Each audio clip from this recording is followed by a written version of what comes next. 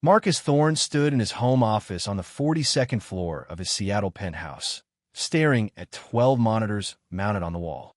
Each screen showed a different angle of his home: living room, kitchen, playroom, bedrooms, hallways. Every corner, every shadow, every possible place where trust could be broken again. On screen 7, his 3 sons sat in separate corners of the playroom, completely separate, like they didn't know each other existed. Like they'd never shared a womb, never been born minutes apart, never had a chance at being brothers before autism stole that possibility away. Liam rocked back and forth near the window, hands flapping rhythmically. The same movement he'd been doing for 4 years. 1,700 flaps per session. Marcus had counted. Noah lined up toy cars in perfect rows. Red, blue, green, red, blue, green. If anyone moved one, he'd scream until his voice went raw. Then he'd start over. The pattern mattered more than breathing. Ethan, the smallest, sat facing the wall. Always the wall.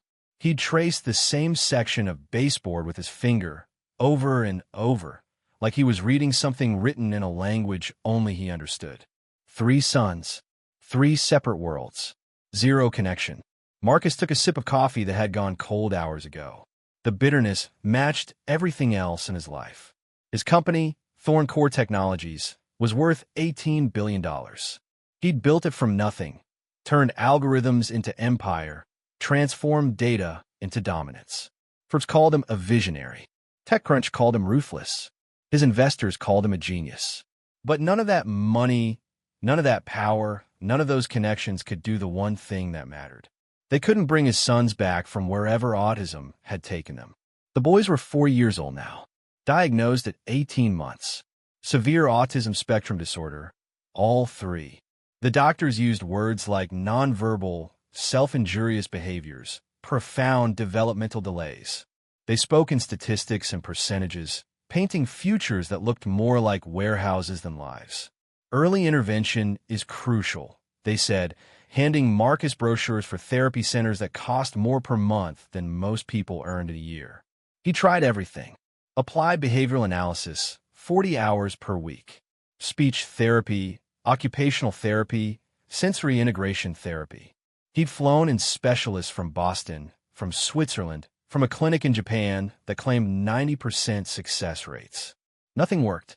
The boys didn't speak, didn't make eye contact, didn't respond to their names. They existed in parallel universes, aware of nothing but their own repetitive patterns. And Marcus, alone in his glass tower, had stopped believing they ever would.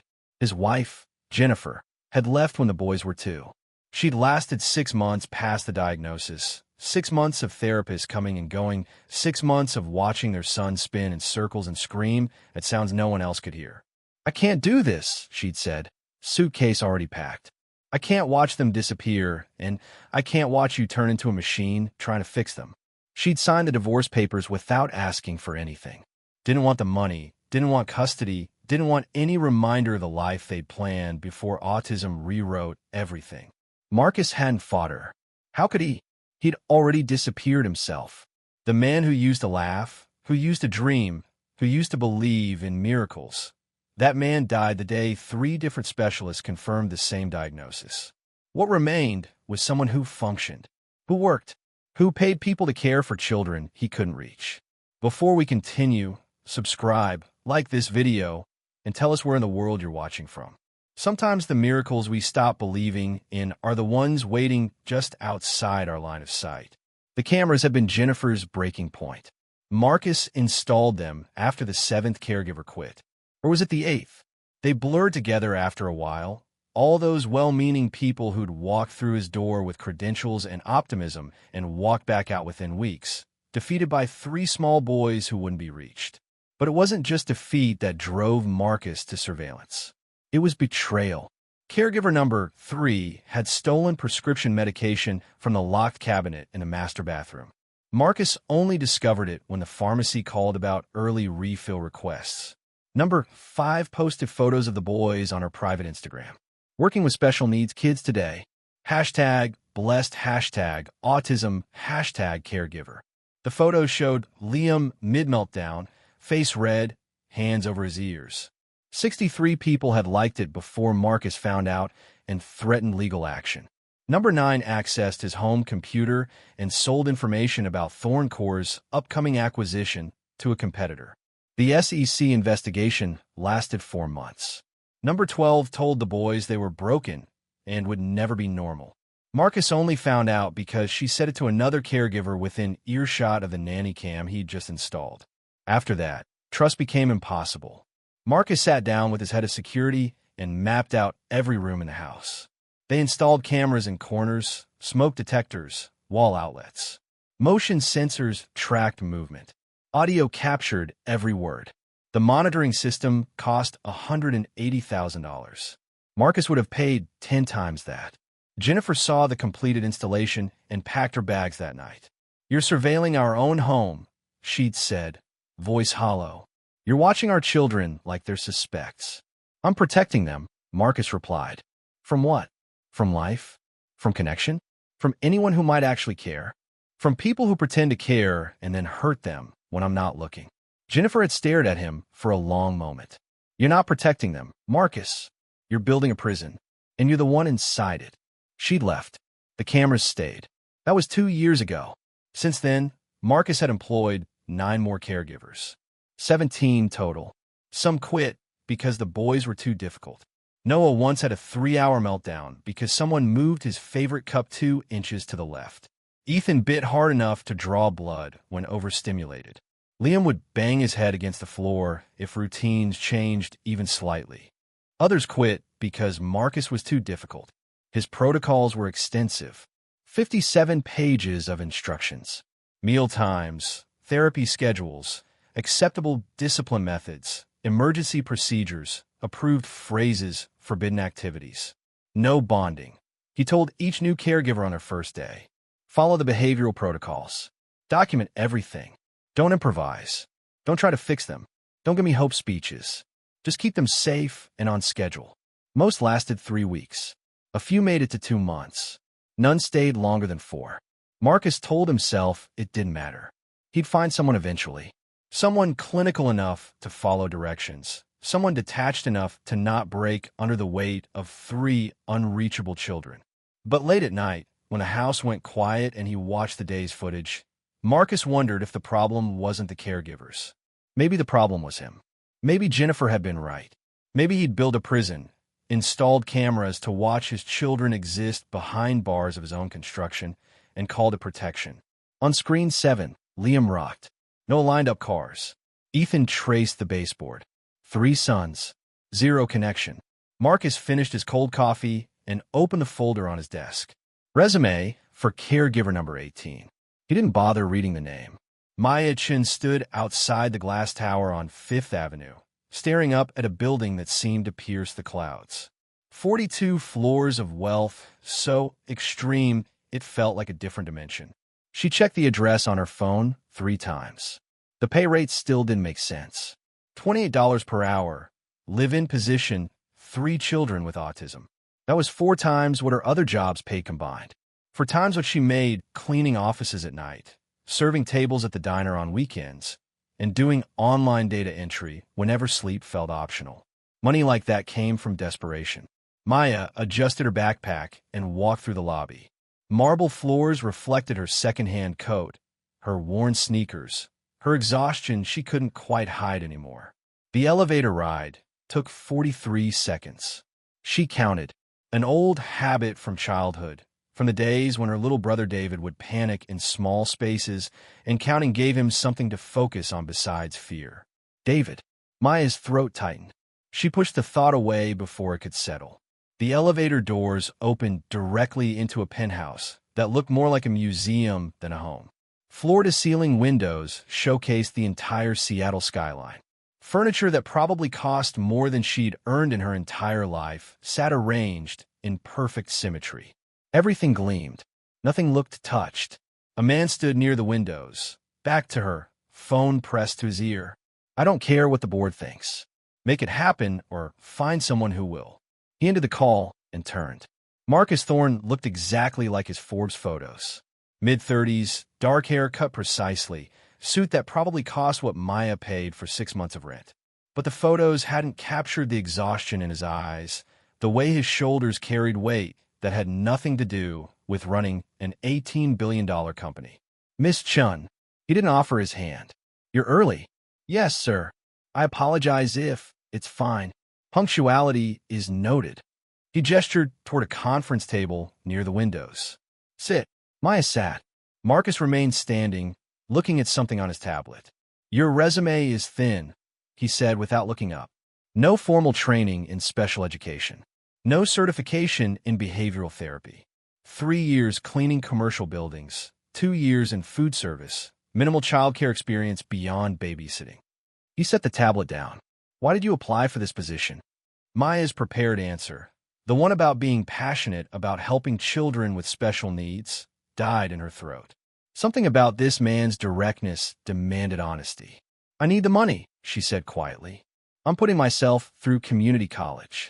My grandmother in San Francisco needs medication that isn't covered by insurance. I work 3 jobs right now, and I'm still barely making rent. Marcus studied her face. At least you're honest. You asked. Most people lie in interviews. Tell me what they think I want to hear. He pulled out a chair and sat across from her. I have 3 sons. Triplets, for years old. Severe autism spectrum disorder. Nonverbal, minimal eye contact. Significant sensory issues. They require constant supervision. Maya nodded. 17 caregivers have failed in the past 2 years. Some quit. Some I fired. Some stole from me. Some violated privacy.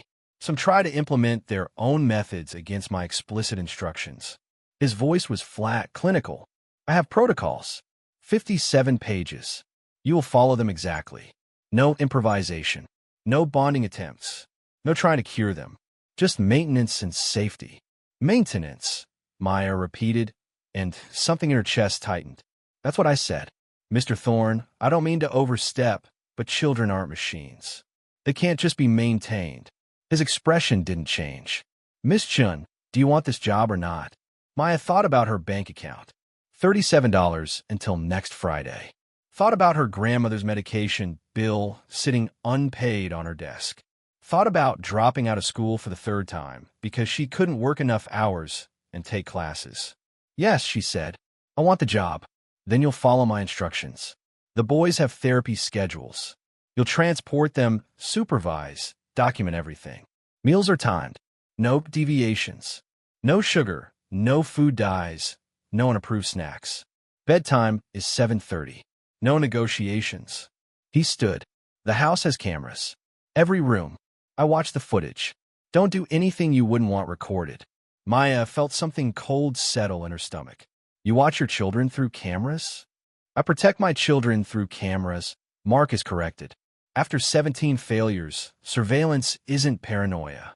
It's necessity. He led her through the penthouse without waiting for a response.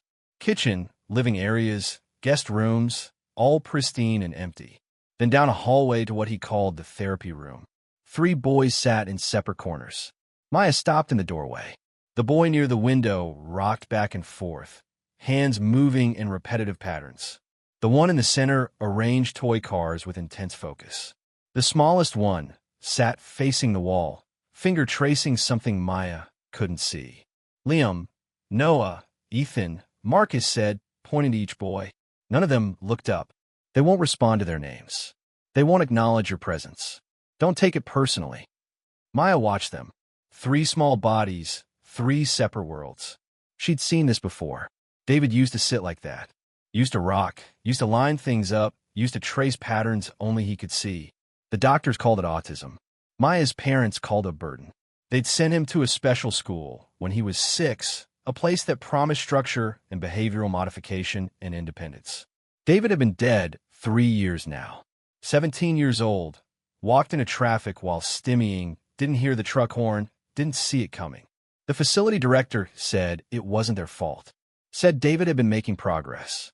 Said sometimes these things just happen. Maya hadn't been there.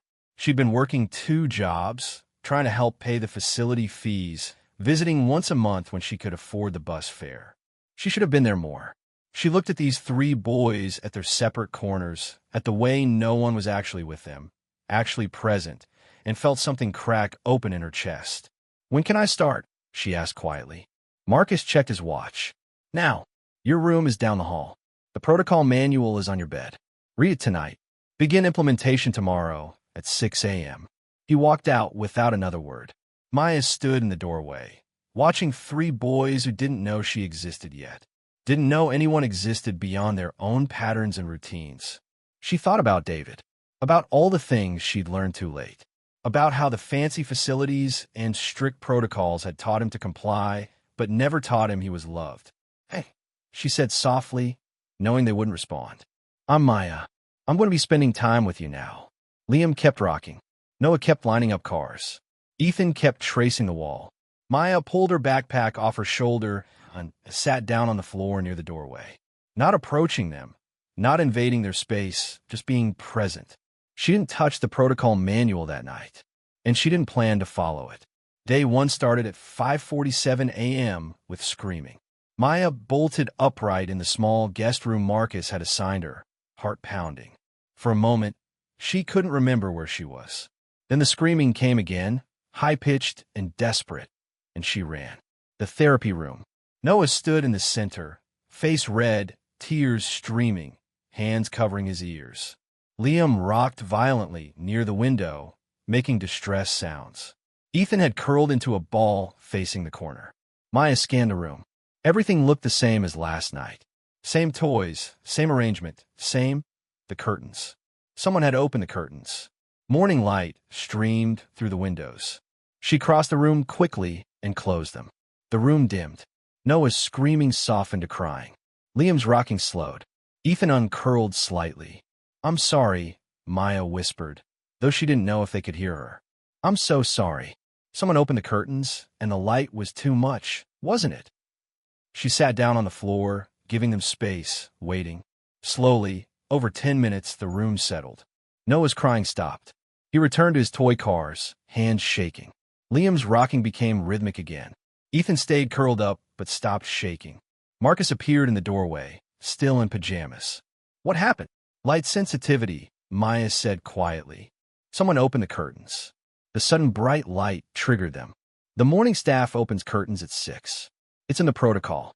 The protocol doesn't account for sensory processing issues. Marcus's jaw tightened. The protocol accounts for everything. They need natural light. It's part of their circadian rhythm regulation. They need consistency more than they need light, Maya said, standing up slowly. Look at them, Mr. Thorne. They're traumatized. They're autistic. Everything is trauma. Maya turned to face him. That's not true. You've been here 12 hours, Miss Chun. Don't presume to tell me about my own children. I'm not presuming anything. I'm observing. They communicate when we pay attention. Noah just told us the light was too much. We need to listen. Marcus stared at her for a long moment. Read the protocol manual. I read it. Then you know that improvisation isn't permitted. Responding to their needs isn't improvisation. It's basic care. Something flickered across Marcus's face. Anger, maybe, or something deeper. 6 o'clock therapy session begins in 13 minutes. Get them ready. He left. Maya looked at the three boys. They'd returned to their patterns. Liam rocking, Noah with his cars, Ethan facing the wall. She thought about the protocol manual. 57 pages of schedules and behavioral charts and approved interventions. Not one page about love. Not one section about presence. Just control and compliance and documentation. Maya made a decision. She pulled out her phone and opened her music app. Found the playlist she'd made for David years ago. Soft instrumentals, nature sounds, rhythmic patterns without lyrics. She pressed play and set the phone on the shelf. Gentle piano music filled the room. Liam's rocking slowed. His head tilted slightly toward the sound. Maya didn't say anything, didn't move closer, just let the music be. Noah's hands paused over his cars. He didn't look up, but his shoulders relaxed. Ethan's fingers stopped tracing the wall. 3 small signs. 3 tiny acknowledgments that something in their environment had changed, and the change wasn't terrible. Maya sat down on the floor and waited. The therapy session Marcus mandated would have to wait. These boys needed something the protocol didn't prescribe. They needed someone who saw them as children, not diagnoses. Someone who understood that connection couldn't be scheduled. Someone who believed they were in there, aware, present, just speaking a language everyone else had stopped trying to learn. Maya had failed David. She let other people convince her that he needed compliance more than connection, structure more than love. She wouldn't fail these three, even if it cost her this job, even if Marcus fired her like he'd fired 17 others. She'd try. If you're enjoying this story so far, don't forget to hit the like button and subscribe. Drop a comment telling me where in the world you're watching from. I love hearing from you. In the security office down the hall, Marcus sat at his desk, watching screen 7. Watching this woman sit on the floor, doing nothing. Just sitting while his sons existed in their separate worlds. He should fire her now. First day, and she'd already broken protocol. But something made him hesitate. Liam had stopped rocking. Marcus leaned closer to the monitor. Liam, who rocked for hours without pause, who couldn't be interrupted, who screamed if anyone tried to stop him. Liam had stopped rocking and was looking at the phone on the shelf where music played. Marcus's hand moved to the intercom button, then stopped. He'd watch, just for today. Tomorrow he'd remind her about protocols. Tomorrow he'd enforce the rules. But for now, for just this moment, he'd watch his son do something he'd never seen before. Liam was listening to music. 3 weeks passed like a slow earthquake. Nothing dramatic. No obvious breaking point. Just small tremors that shifted everything beneath the surface. Marcus watched it all through his cameras. He watched Maya ignore the therapy schedule on day 4. The behavioral therapist arrived at 9 o'clock sharp, clipboard ready, and found the playroom empty. Maya had taken the boys to the kitchen. They sat at the counter while she made pancakes, humming softly, not forcing interaction, just letting them exist near her warmth. Marcus picked up his phone to call her, demand an explanation, fire her, but Noah reached out and touched the mixing bowl, just his fingertip testing the ceramic surface. Then his whole hand pressed against it. Marcus set the phone down. He watched Maya speak to them constantly, not expecting responses. I'm opening the fridge now. The light might be bright. Here, I'll turn my body so it doesn't shine on you. Small considerations. Tiny acknowledgments that they were people with preferences, not problems to solve. By week 2, Liam started following her with his eyes when she moved through the room. Not making eye contact, but tracking her presence. Awareness. Marcus documented it in a spreadsheet. Day 8, Liam visual tracking, for instances. Day 9, 6 instances. Day 10, constant. He told himself it meant nothing. Random correlation. But on day 13, Maya sat on the floor sorting color blocks. She wasn't asking the boys to join her, wasn't implementing any structured play protocol. Just sorting. Red pile, blue pile, green pile, yellow pile. Ethan turned away from his wall. Marcus leaned closer to the screen, heart hammering. Ethan crawled across the floor. Slow, deliberate. He reached the blocks and sat beside Maya. Not looking at her, but beside her. He picked up a red block and placed it on the red pile. Maya didn't react, didn't praise, didn't clap, didn't make it into a moment. Just kept sorting. Red block, she said softly. Good choice. Ethan placed another block, then another. They sorted together in silence. Marcus rewound the footage, watched it 3 times. His youngest son, the one who'd never engaged with another person, who existed in his own universe. He was playing, actually playing, with someone. That night, Marcus couldn't sleep. He pulled up weeks of footage, watching and fast-forward, documented every moment Maya deviated from protocol. Every time she sang instead of implementing speech therapy drills. Every time she let them stem instead of redirecting the behavior. Every time she sat in silence instead of pushing for progress. And slowly, undeniably, his sons changed. Noah's meltdowns decreased from 4 per day to 1, then to 3 per week. His rigid routines loosened. He still lined up cars, but now he'd accept Maya moving one without screaming himself raw. Liam's rocking became voluntary instead of constant. He'd stop, look around, make a decision to start again. Control instead of compulsion. Ethan spent less time facing walls and more time watching his brothers. Learning, connecting in ways so subtle Marcus would have missed them if he hadn't been watching obsessively. By week 3, the boys ate meals together at the kitchen table. All three of them sitting in adjacent chairs. Maya between them, not forcing conversation, just creating space for proximity. Marcus stood in the hallway outside the kitchen, not entering, just listening. "This pasta is really good," Maya said, twirling her fork. "I think it's my new favorite." Silence. Then Noah reached for his fork, imitated her movement, twirled his pasta. "Oh, you're doing it too," Maya said, voice warm but not performative. "That's cool." Noah did it again, watching his fork spin. A small smile crossed his face. Marcus pressed his back against the wall, something sharp lodging in his chest. When was the last time he'd seen any of his sons smile? He couldn't remember. Friday afternoon, Marcus left for a meeting in Bellevue. Product launch, critical investors, 3 hours minimum. He briefed Maya before leaving, reviewing emergency protocols she'd never once followed. Therapy session at 2, he reminded her. Speech pathologist. Don't reschedule. Understood, Maya said. Marcus didn't believe her, but he left anyway. The meeting ran long. Technical difficulties, questions about user data, concerns about market saturation. Marcus answered everything on autopilot, his mind elsewhere. At 4:30, he gave up and left. Drove back to Seattle with his jaw clenched, preparing the termination conversation. 3 weeks was generous.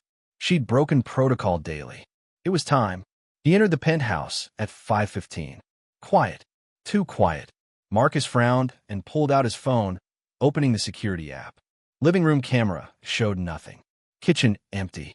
He switched to the playroom. Empty. His stomach dropped. Where were they? He switched through every camera. Bedrooms, bathrooms, therapy room, all empty. Marcus's heart began to race. He was about to call Maya's cell when he heard it. Laughter, coming from downstairs. The recreation room he'd built and never used.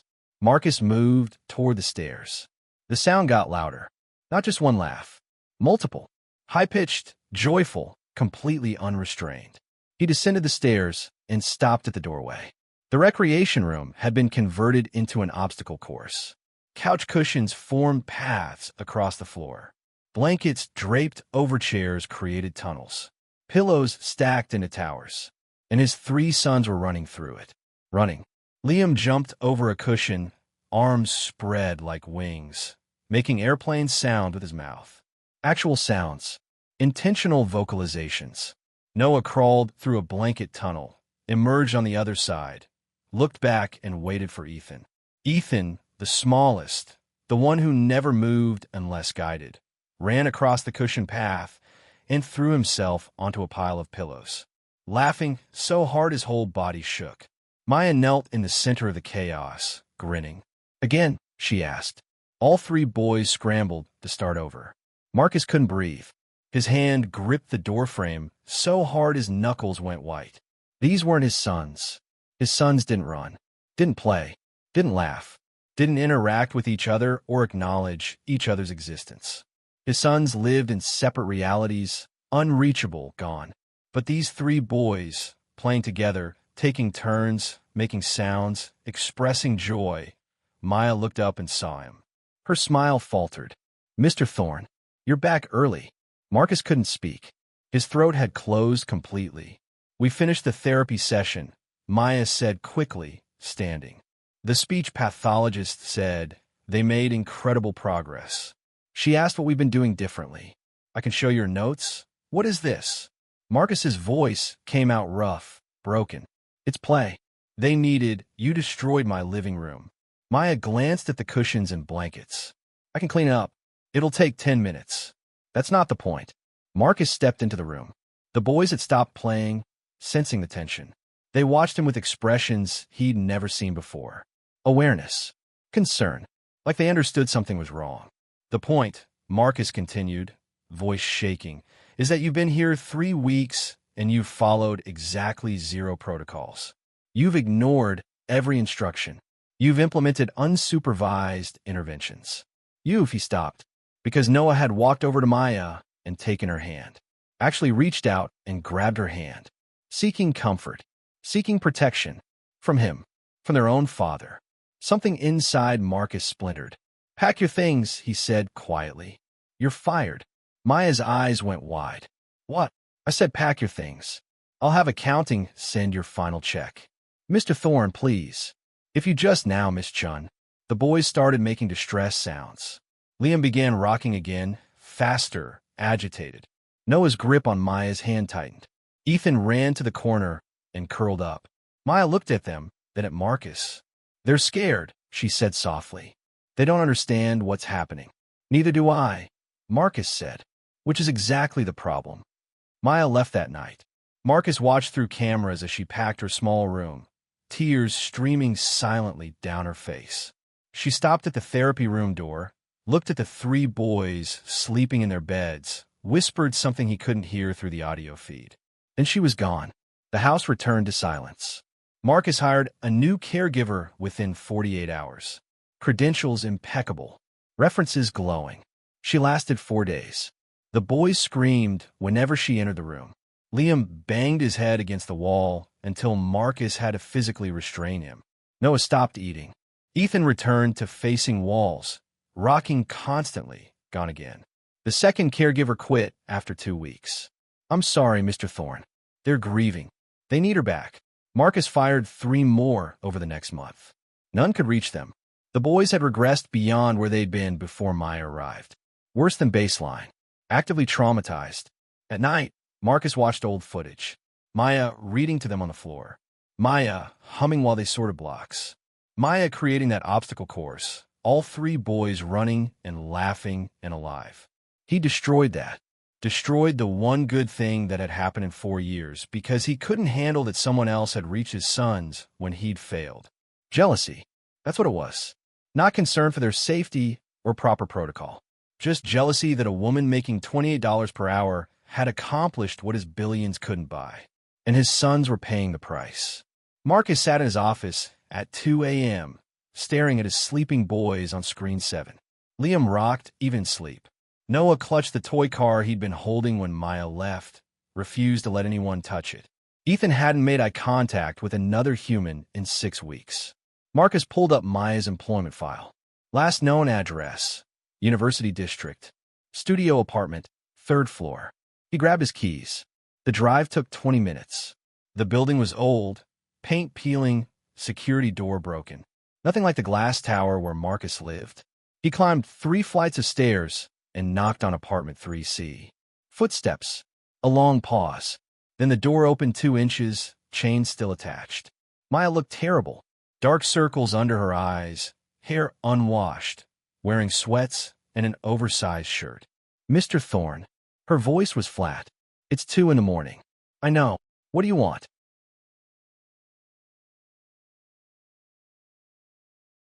Marcus opened his mouth. The prepared speech about professional reinstatement and proper contracts died in his throat. They won't stop crying, he said instead. They won't eat. They won't sleep. They rock and stim and bang their heads, and I don't know how to help them. Maya's expression didn't change. You fired me for helping them. I know. You watched me bring them back to life, and you destroyed it because you couldn't control it. I know. His voice cracked. So why are you here? Marcus looked at her. This woman he'd surveilled and micromanaged and fired for doing the impossible. This woman who saw his sons as children instead of diagnoses. Because I was wrong, he whispered. Because I failed them every day for 4 years, and you succeeded in 3 weeks. Because they need you, and I'm not too proud to beg. Maya stared at him. You're not begging. You're still giving orders. Then tell me what to do. Marcus's carefully constructed walls crumbled. Tell me how to fix this. They're dying inside, and it's my fault, and I don't know how to make it right. Silence stretched between them. Finally, Maya unhooked the chain and opened the door fully. They drew pictures, she said quietly. After I left, the therapist said they'd never drawn before. She walked to her small table and picked up 3 pieces of paper, handed them to Marcus. 3 crayon drawings. Crude, childish, but unmistakable. 3 stick figures standing next to a larger stick figure. The larger figure had long dark hair. They gave these to the therapist and pointed at the door, Maya said.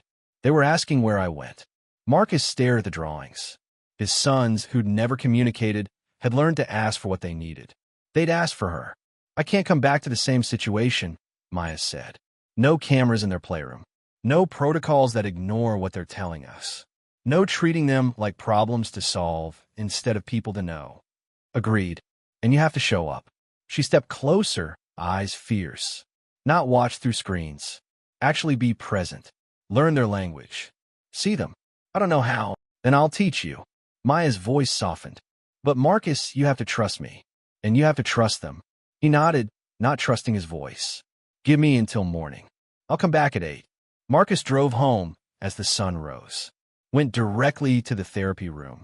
His sons were awake, existing in their separate corners. She's coming back, he told them, voice rough. Maya's coming back. 3 heads turned toward him. Awareness. Hope. Marcus sat down on the floor. And I'm staying. I'm going to learn. I'm going to do better. At 8 o'clock sharp, the elevator opened. Maya stepped out. The boys ran to her. Actually ran. Liam reached her first, wrapped his small arms around her legs. Noah and Ethan crashed into her a second later, all 3 holding on like they'd never let go. Maya knelt and pulled them close, tears streaming. I'm here. I'm staying. I promise. Marcus watched from the doorway. The jealousy was gone. In its place, gratitude.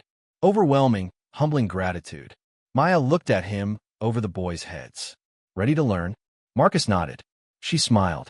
Good. Because they have so much to teach us. 3 months later, Liam spoke his first word. Maya. 6 months later, all 3 boys were speaking in short sentences, playing together, connecting. And Marcus learned that the cameras had shown him everything except what mattered. That real protection meant being present. That love looked like patience and trust and believing in impossible things. That sometimes the greatest wealth isn't what you build. It's what you become when you finally let someone teach you how to see. Final CTA. Thank you so much for watching until the end.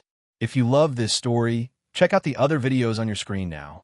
I think you'll really enjoy them. And don't forget to subscribe if you haven't already. See you in the next story.